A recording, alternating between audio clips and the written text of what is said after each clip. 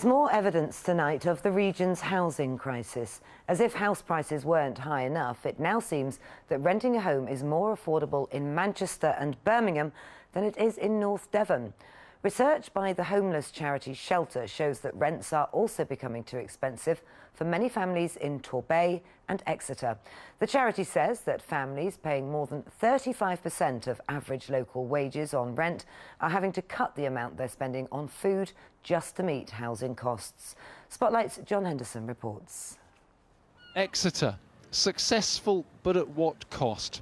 A thriving university, large employers, a well-developed city centre with many beauty spots, like this one at the cathedral. People want to live in this city, but they have to pay for the privilege. Take Marnie, a sociology graduate from Exeter University. She lives in a one-bedroom flat with her 10-month-old daughter, Sophia.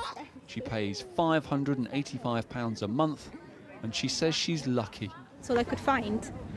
There was nothing out there for a single mum.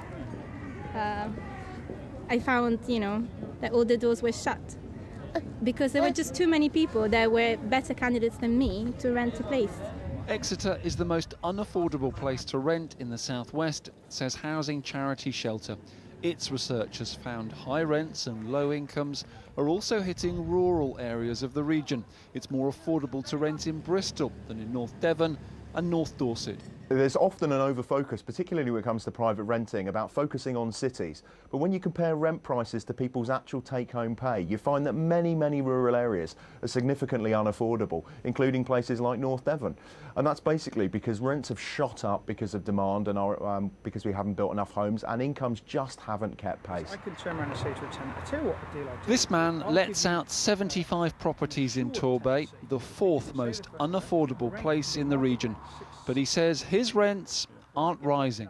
If it's out there too long, I will reduce the rent to attract the correct tenant for that property. And I have done that and will continue to do that to keep my properties full.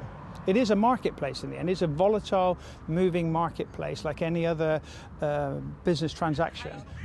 It used to be if you couldn't afford to buy, you rented. What happens when you struggle to do that? For Marnie, it might mean moving to Bristol. It's cheaper. Maybe Exeter isn't so successful after all. John Henderson, BBC Spotlight.